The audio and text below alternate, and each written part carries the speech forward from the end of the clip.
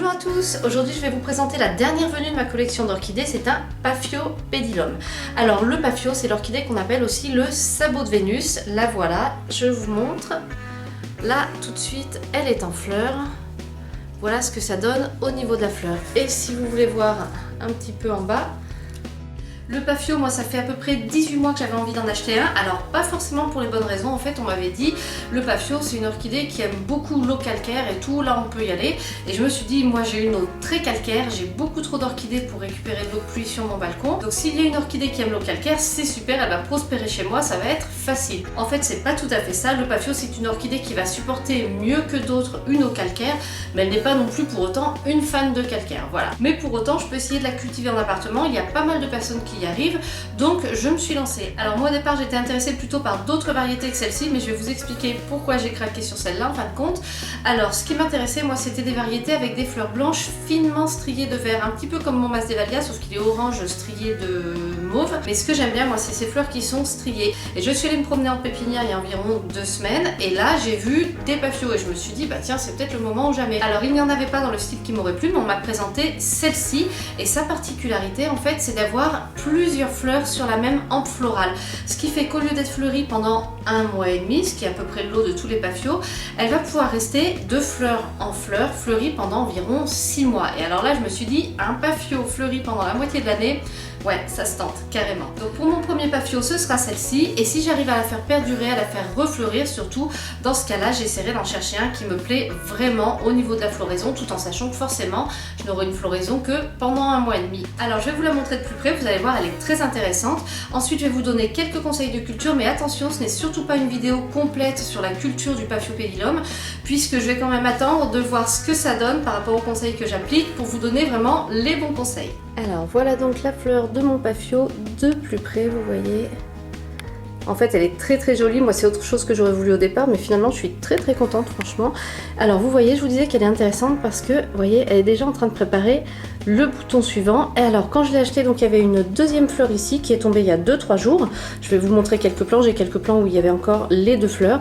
Donc là j'ai la fleur suivante qui se prépare et voilà, ça ce sera, il y en aura encore sûrement au moins une autre derrière.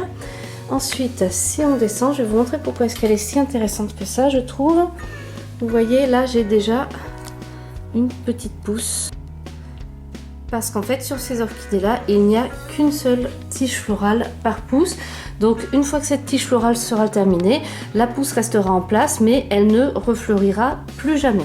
Donc, cette pousse, pour l'instant, elle est toute petite, mais elle est très importante. Je dois surtout la surveiller, voir qu'elle grandit bien, puisque c'est ça qui va m'assurer d'avoir ou non une prochaine floraison. Donc, je peux vous montrer un autre détail par rapport à cette variété. Vous voyez, les feuilles sont bien vertes, et en revanche, le dessous peut être tacheté de pourpre ou de violet, vous voyez. Comme ça, en tout cas, c'est tout à fait normal sur cette variété, c'est pas du tout une maladie, c'est une de ses caractéristiques. Et au niveau de la floraison, ce qui se passe ensuite, c'est qu'on a une tige assez longue, d'au moins 50 cm de haut. Alors c'est une tige qui est souple, donc il faut absolument lui mettre un tuteur. Et c'est en haut qu'on a vraiment la partie hampe florale avec les différents boutons qui vont se former. Maintenant, quelques conseils de culture pour le Paphio. Déjà, niveau arrosage, on va être sur une fréquence un petit peu plus élevée que certaines orchidées. On va plus volontiers l'arroser 1 à 2 fois par semaine que seulement 1 fois par semaine ou 1 fois tous les 15 jours.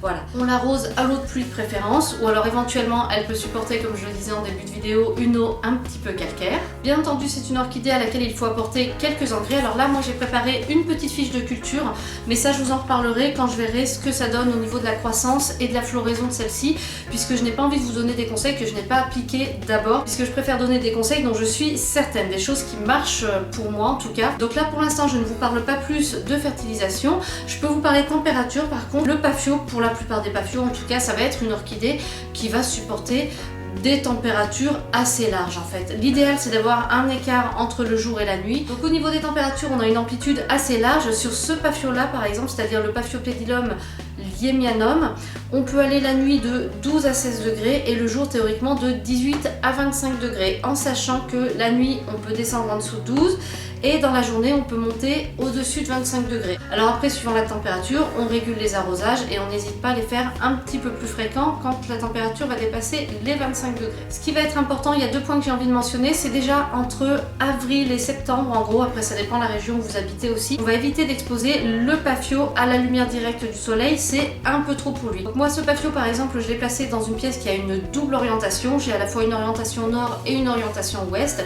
et je l'ai mis assez proche de la fenêtre qui est au nord, et de manière à ce que les rayons du soleil qui entrent par la fenêtre ouest ne viennent jamais toucher mon Pafio. Deuxième point que je voulais évoquer par rapport à ce Pafio, c'est qu'il est possible de le sortir en extérieur. Ça c'est entre les mois de juin et septembre, parce que j'en suis à peu près sûre. Ça peut lui faire du bien pour induire sa prochaine floraison. Par contre attention, si on le met à l'extérieur, c'est à l'ombre. Moi je n'ai pas encore décidé si je vais le sortir ou pas. J'ai un balcon orienté au nord, donc ça pourrait le faire éventuellement. S'il est encore en pleine floraison, je pense que je vais le garder à l'intérieur puisque c'est là que j'en profite le plus. Donc je verrai, rien n'est décidé, on verra ce que ça donne et je reviendrai vous en parler dans quelques mois. Cette vidéo est maintenant terminée, j'espère qu'elle vous a plu. Si vous avez des remarques, des questions, n'hésitez pas à les poster en commentaire. Merci et à bientôt pour une nouvelle vidéo.